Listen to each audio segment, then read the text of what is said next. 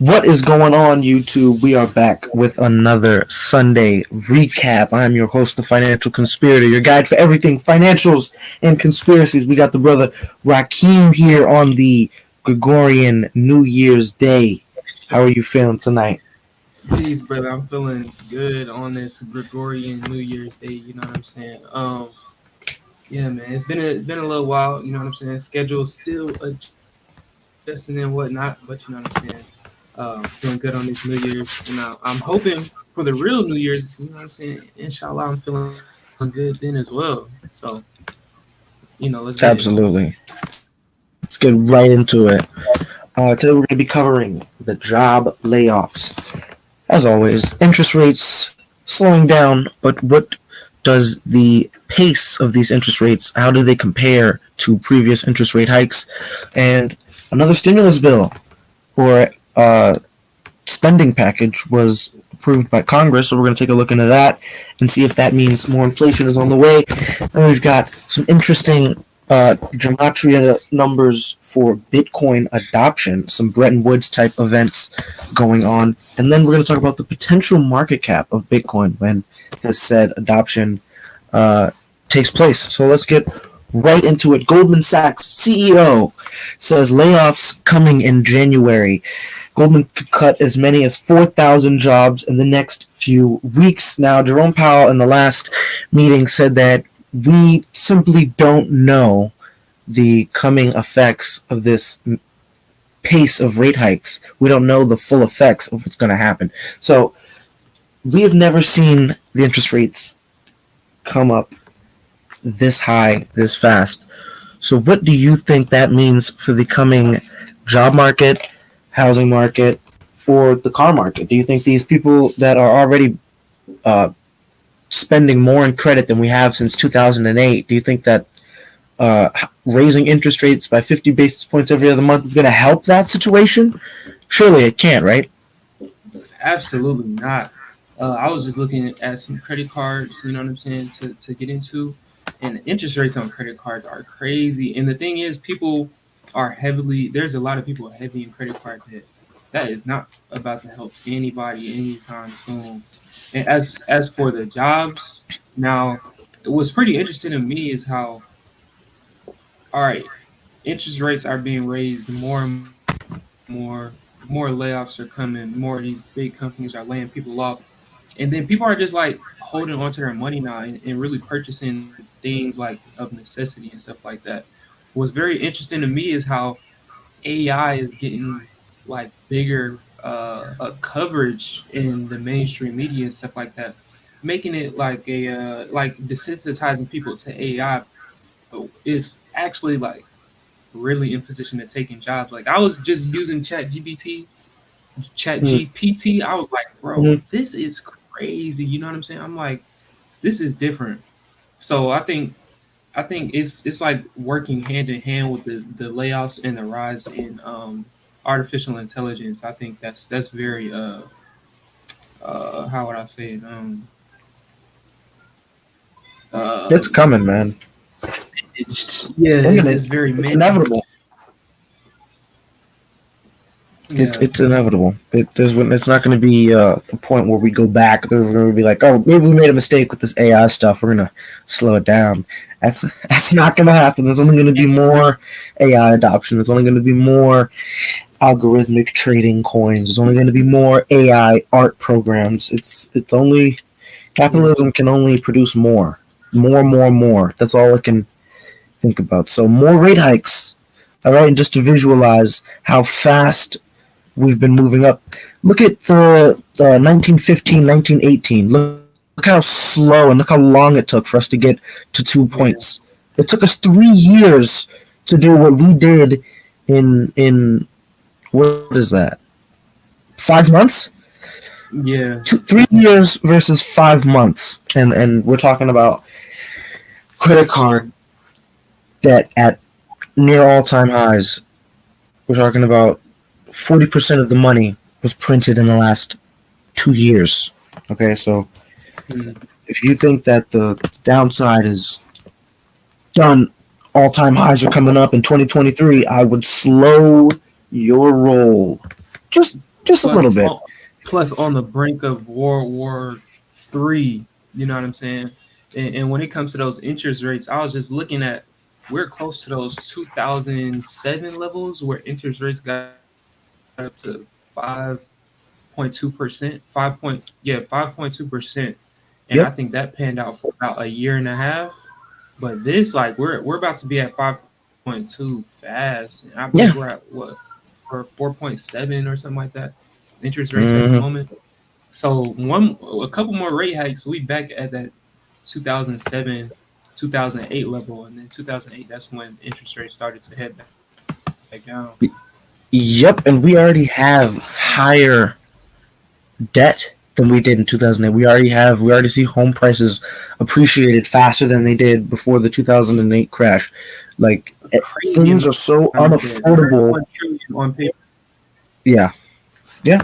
Things are so unaffordable that even though they've come down now, they're still extremely unaffordable. It's we just haven't gotten to that sweet spot where the buyers are out making bids again. So 1.7 trillion, as we mentioned in the intro, 1.7 trillion in discretionary funds across the fiscal year 2023. And that's not to mention what else they're going to add throughout the year. So let's take a look at what we've sent to Ukraine. In 2021, we spent $9.8 billion to Ukraine. Mm. 4.1 billion to Afghanistan, 3.3 billion to Israel, 1.3 billion to Egypt. When does it end? When will the US dollar finally feel the effects of this endless printing and sending of funds? We're already seeing inflation, but that's coming down. I think it was at 9, now it's at 7. So do you think inflation has topped out? Is it coming down, or is the endless printing going to bring inflation back up to 9+%? What do you think here? I mean, I don't see inflate like to where they're trying to say we want inflation to come back down to 2%. I don't see that happening because we're at 7%, and we're not even at the interest rate levels yet that we were in 2007. Very close, but we're still at a 7% inflation rate. I think something big in 2023 is going to like break and crack hard. And also, what they didn't mention in that description of the $1.7 trillion in spending was this $800 billion spent on defense, national defense. So, to me, the war drums are beaten. Plus, the money that they're sending to Ukraine in aid. You know what I'm saying? It's looking like we're about to see some you know what I'm saying? Some not so good economic times and some not so good, lifetimes for people. You know what I'm saying? So it's like, I don't know. Reading all of this data, it's like reading up what's about to happen. You know what I'm saying? Yep. A potential war is on the brink, a big one. No, it's right around the corner. It's like everyone can taste it in the air. It's almost as if everyone's just waiting for the United States to say, "Hey, we're involved. We're putting our boots on the ground." It's almost like that day is But right around the corner. government spending is very inflationary though, and then you come out and say you delegating 1.7 trillion after you had already printed trillions 2 years ago. Like, what is going on here? Like, you know what I'm saying? What is y'all thought process on this? Oh yeah, this will be great. While we're trying to raise interest rates, we're gonna spend up 1.7 trillion up out of nowhere, and beef up our military, and help Ukraine and Israel. You know what I'm saying? So it's pretty interesting in this situation that we're in right now.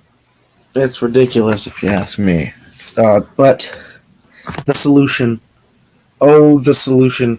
And people like to talk about how we're so late. There's already countries, there's already companies on the Nasdaq. There's already companies on the stock market that are buying Bitcoin. We're too late. We'll never have enough to have financial freedom. There's only 2 countries out of the 195 countries in the world that have adopted Bitcoin as a legal currency. You are so freaking early. You can't even begin to comprehend how early you are. 2 countries. There are so many nations that are just beginning to look into the subject, that are beginning to study what it is. I would suggest you get ahead of these nation states because you're 2 out of 195, but are you going to wait until there's 150 countries that have adopted? And at that point, it's 100,000, 300,000 a coin? How long is it going to take you to maybe take the first step, get a wallet, Google what is a Bitcoin, right? I'm surprised they didn't mention Tonga because you see it says Fiji adopted Bitcoin, and Fiji is in the Oceania region with Tonga after that big volcano happened in the Tonga region, then caused a tsunami. They adopted Bitcoin as well. I don't remember if it was as legal tender, but big donations were going into Tonga through Bitcoin and were being accepted through Bitcoin. So I thought that was real interesting. And then to see Fiji's prime minister considering adopting it as a legal tender. There's a relationship with the Oceania region and Bitcoin.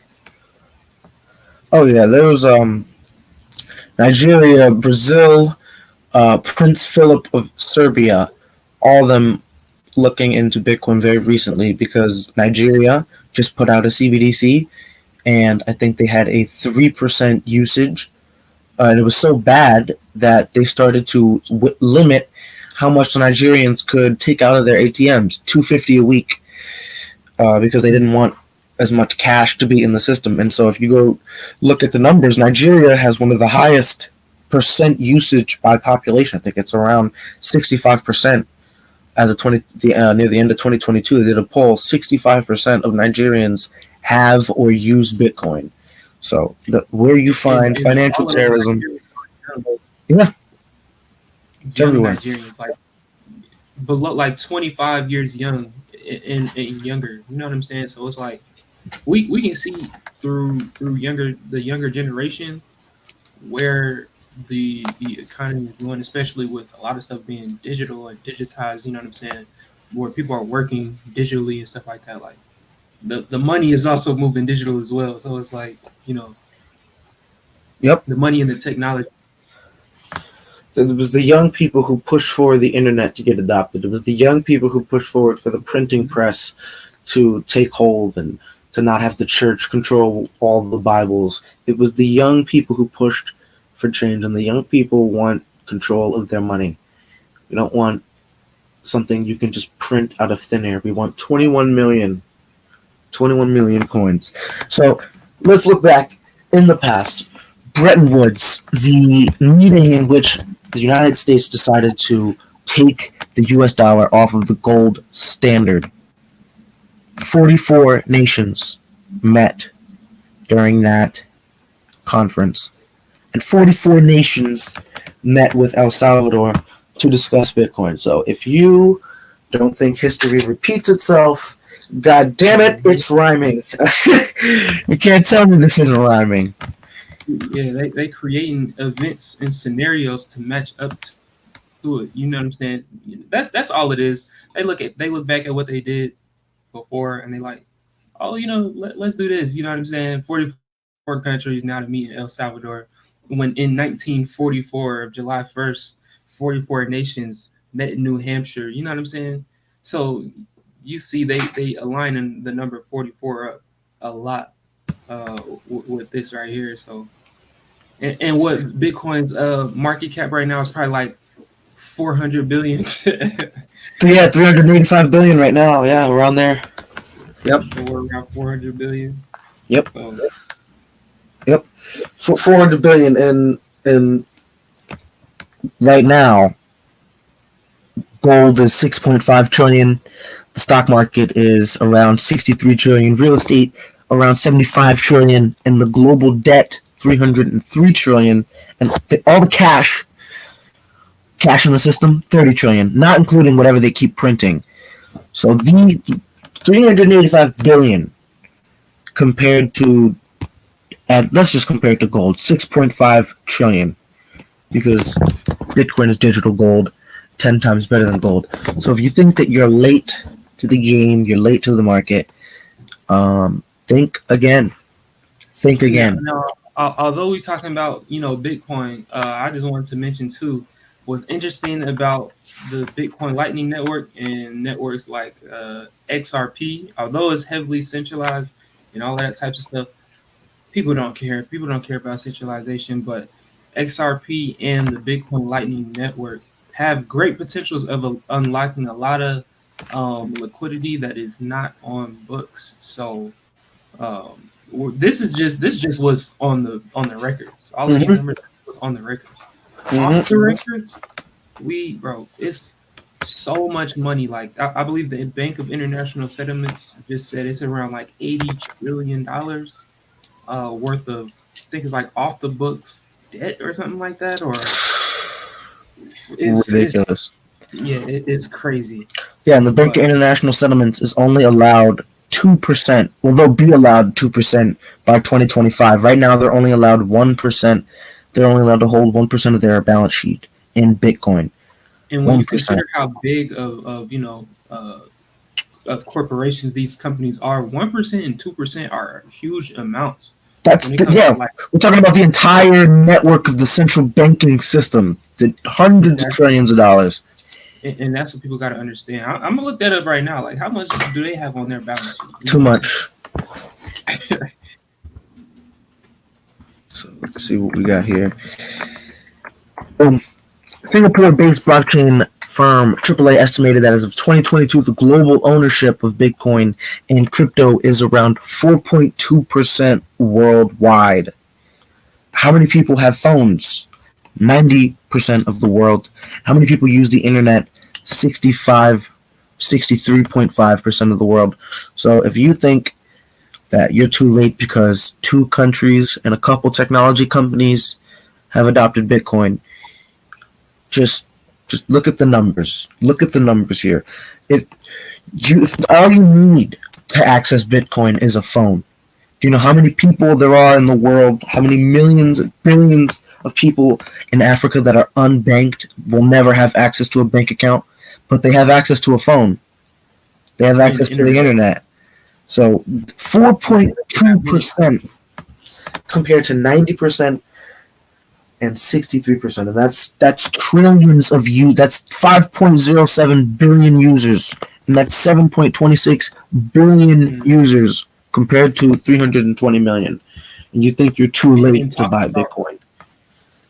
And talking about Africa, like, it's crazy. A lot of people have some misconceptions about Africa because Africans got to a point to where they started using currency like phone minutes as currency. So they were like, hey, I need phone minutes. And they start trading, like bartering phone minutes.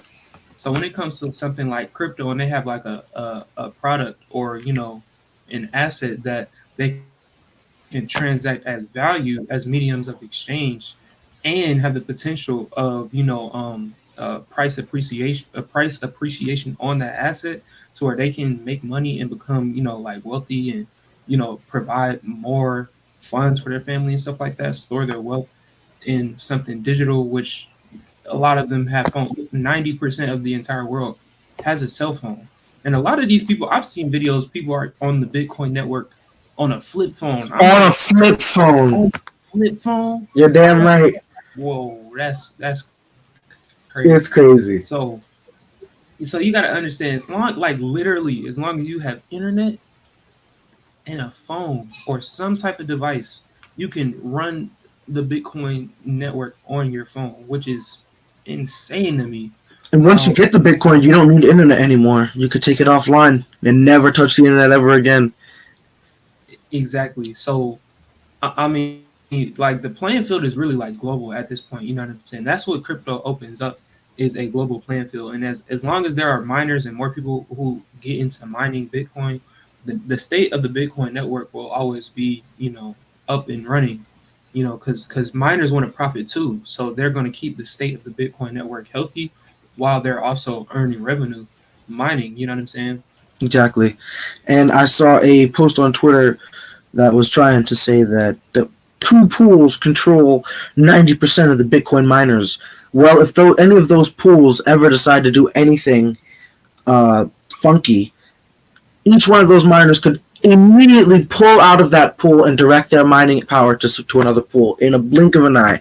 So that is another rumor about centralization in the Bitcoin network, that the mining pools control the mining power because each singular miner by themselves has a little bit of the hash rate power running. Once they delegate to that mining pool, that pool just makes the small decisions of who got what Bitcoin, which Bitcoin went where. That's it. That you're not actually taking the power from that miner and bringing it to the pool. They can take their power to any pool that they want. If there is no, that's just want to clear the air on that one. And when it comes to ownership, when it comes to ownership of Bitcoin, I know MicroStrategy and Michael Saylor are like the largest owners of Bitcoin besides like Satoshi Nakamoto or something. I think he owns like 1 million Bitcoin or something like that. Besides, like, all right, if Satoshi Nakamoto were to come back, whoever he, she, or they are, if they were to come back and they were like, yeah, we got 1 million Bitcoin, it's not like they can take over the entire network and start issuing more than 21 million Bitcoin. You know what I'm saying? Nope. So in the digital sense, Bitcoin is playing gold. You know what I'm saying? And it's even a tighter supply than gold because you can still find gold around the world. You can always go mine more gold. There will only be 21 million Bitcoin ever. The earth is very abundant when it comes to gold. The earth will keep producing gold, and but the value and the use case of gold is what makes it so good. You know what I'm saying? You can use it for many like hardware type of things.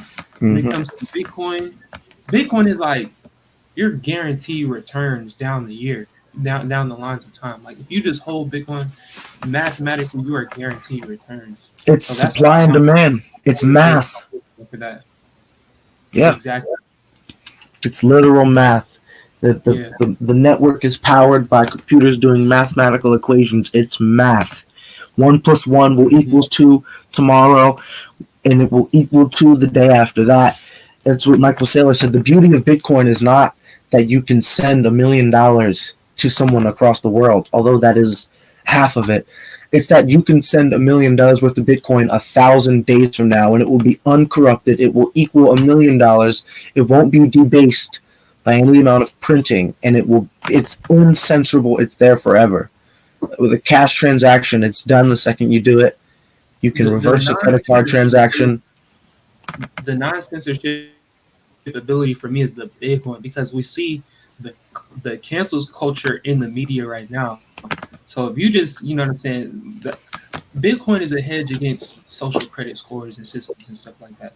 Like if you just want to go on, you know what I'm saying. Let's say, for example, you Andrew Tate, you saying all of this blase, you got your funds locked up in Bitcoin, right? Nobody is stopping Andrew Tate from using those funds that he has locked up in Bitcoin. You know what I'm saying? So it's a hedge against censorship, in my opinion. Yep, there's no Romanian government that can lock his Bitcoin up or take his seed wallet phrase. Bitcoin wallets have been confiscated though. There was a hacker not too long ago who got his Bitcoin wallet, his hard wallet got confiscated, but I don't think it's gotten into yet. But I think they said he has like $5 billion worth of Bitcoin on there or something like that. Oh yeah. Yeah. But he was doing something fraudulent though. He like stole people's Bitcoin from. Yeah. So they tracked it. Yeah, you can't hide the transactions, man. We know who you are. So now you got people on you because you did something. Now, if you're a person who's not, you know what I'm saying, seeking to do, legal things, you good. But that's not everybody. It was with Kanye West. Kanye, he said that if I can get banned from JP Morgan and I'm worth $500 million, what do you think they can do to you? PayPal, $2,500 misinformation fee if you post something that they don't agree with. They didn't even define what you couldn't post. They said if they don't agree with it, We're gonna take 2,500 from your account, and if you don't have that in your PayPal account, we're gonna get it from the linked bank account that you signed up for with our account. Bro, are you guys serious? You're gonna tell me you don't need censorship-resistant money? This is the answer. It's not even about. 14-day shadow bans. Oh You my know what I'm god. saying? 90-day shadow bans. We post, no one can see it. We need something that will be shown to the world, broadcasted to the world every 10 minutes. Cannot interrupt it. You can't change it. Tags, Yeah. false information. This goes against C19 rules. This and that. Blase, blase. Nah. You can't do that on the Bitcoin blockchain. But I will say Ethereum and their OFAC compliance would definitely be raising some concerns for me if I was an Ethereum maximalist. The OFAC compliance is beginning to. Well, people are saying it's coming down from 73% to 65%, but the fact that it's over 50% is still a major issue. 65% is still the majority of the Ethereum network. So if you want to argue for DeFi, decentralized finance, I would have to push hardly against that narrative. Yeah. Now, one more. An altcoin, Solana. I just saw Yeah.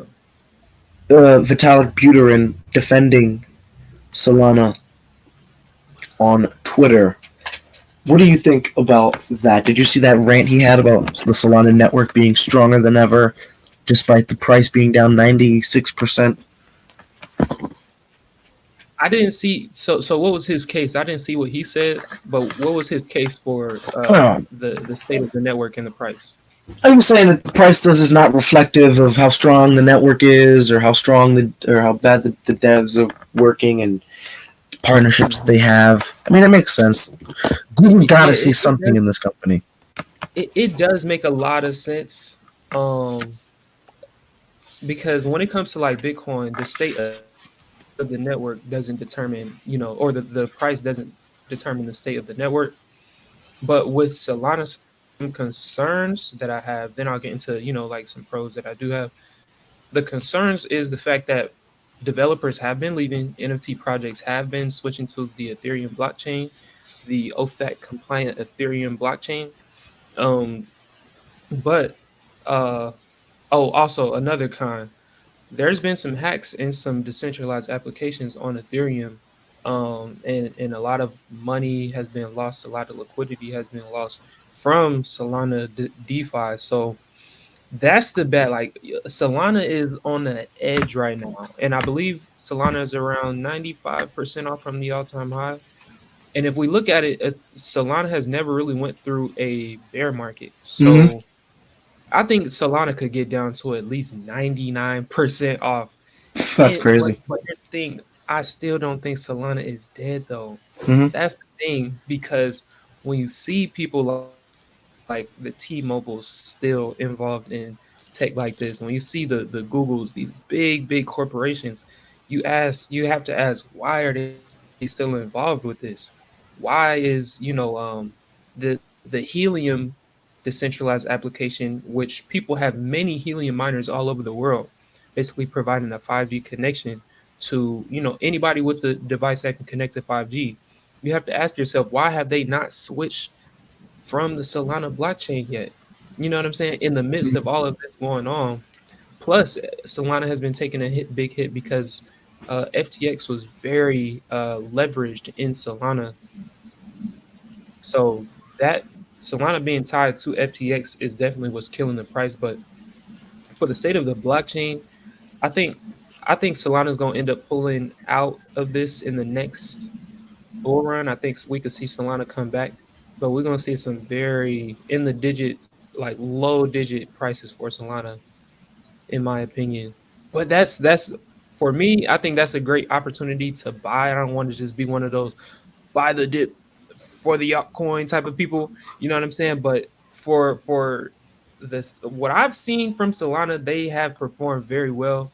in terms of price and in terms of getting developers and making developments. Although they have had the crazy outages, which I'm not fond of like that. I think the extra help with Google in uh, providing cloud services and Chainlink. I forgot about that. I almost Oh, forgot. I was just gonna talk about Chainlink, but when you said about the outages, if you look at why those outages were happening, if you look at how many transactions per second they were getting up to before the outage, I mean, they were doing incredible numbers. I mean, more than Visa, more than Ethereum, more than Without ADA, Chainlink, with nothing. It was just Solana network, but that's why it would crash because it was the transaction fees were too low, and they would get attacked with hmm bots because any bot could run it cheaply, run a transaction cheaply. So it was messing and with the system. So then I they mean, didn't have pros and Chainlink cons. providing real time data. Like Chainlink is the best provider of real time data in this entire space. Anybody who really knows about this space knows Chainlink is like the top of all oracles in the space. So Chainlink coming in is like I feel like Solana is one of those that have been building while getting destroyed in this bear market, but actually building the network. You know what I'm saying for the next bull run or the next cycle. And I'm still relatively bullish for Solana long term. I would give it to like I'll have to see 2025 what it's looking like once we're in that next bull market Yeah, from post the Bitcoin halving of yeah 2024 exactly. post having exactly yeah. So in between March and June, post yeah, that's what I think is we're gonna start to see a little bit of a turnaround in the economy as well. This Yeah. year is gonna be big. If we see Russia Ukraine come to an end, China open up from these restrictions, COVID restrictions, uh, Fed cutting rates, inflation coming down. I don't think it's coming down to 2% either, but it's got No. to come down. It's got to come down before we.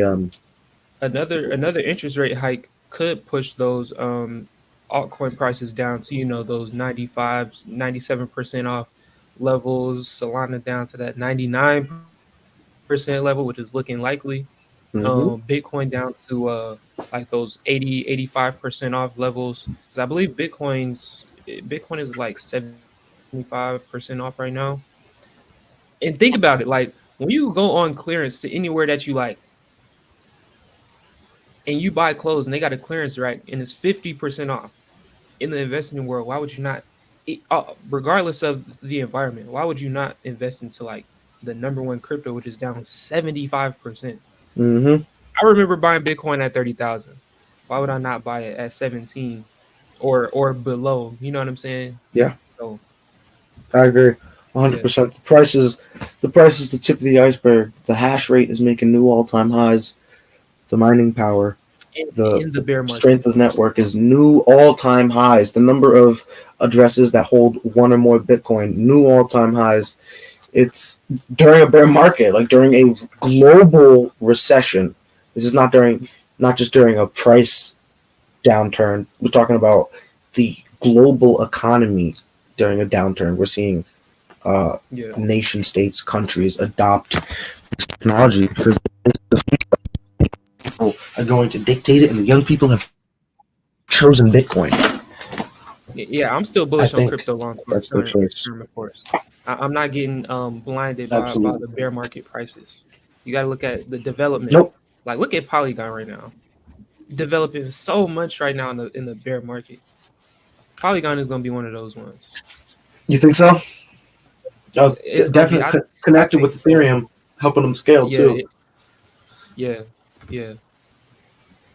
So that's my take on the crypto market right now. Still bullish on precious metals for like 30, 50 years down the line. Precious metals move slow, but I'm Oh always yeah, bullish I on was metals just long looking term. up buying a little silver.